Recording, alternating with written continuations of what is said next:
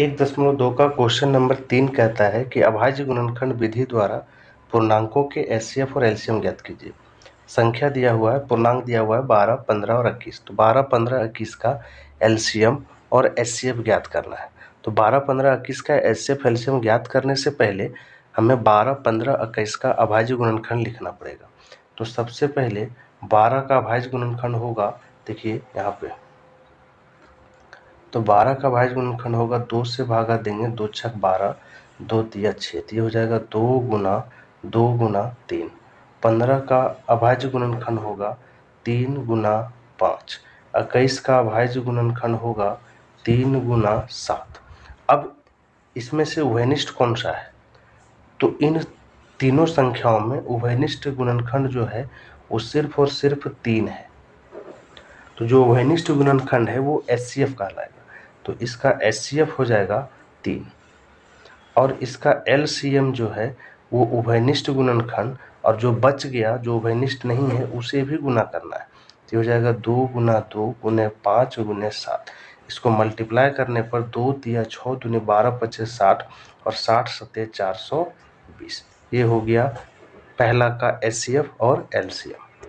17, 23 और 29 का अभाज्य गुणनखंड विधि से एचसीएफ और एलसीएम निकालना है। तो सबसे पहले 17, 23 और 29 का अभाज्य गुणनखंड लिखना पड़ेगा। तो 17 का अभाज्य गुणनखंड होगा सिर्फ 1 गुना 17। 23 का अभाज्य गुणनखंड होगा 1 गुना 23, क्योंकि 17 किसी से भाग नहीं लगता है, 23 भी किसी से भाग नहीं लगता है। और 29 का अभाज्य गुणनखंड होगा 1 गुने 29।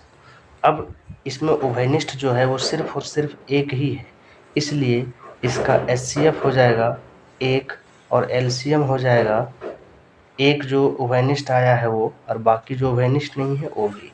तो 17 गुने 23 गुने 29।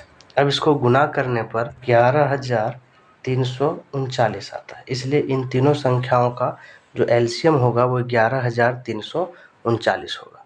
8, 9, 25 का एचसीएफ और एलसीएम ज्ञात करने के लिए सबसे पहले 8, 9, 25 का अभाज्य गुणनखंड लिखना पड़ेगा।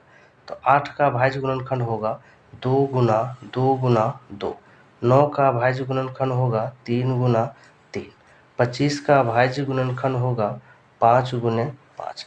अब इन तीनों संख्याओं में उभयनिष्ठ गुणनखंड कुछ नहीं, कुछ मिल ही नहीं रहा है। इसमें 2 है, इसमें 3 है, इसमें 5 है, तीनों में अलग अलग संख्या है, मतलब उभयनिष्ठ गुणनखंड कोई है ही नहीं। इसलिए जब कुछ भी उभयनिष्ठ गुणनखंड नहीं होता है तो उसका एचसीएफ होता है 1 और इसका एलसीएम क्या हो जाएगा? एलसीएम सारा संख्या गुना हो जाएगा। 8 गुने 9 गुने 25, तो ये हो जाएगा 1800। 8, 9, 25 का एलसीएम हो जाएगा 1800।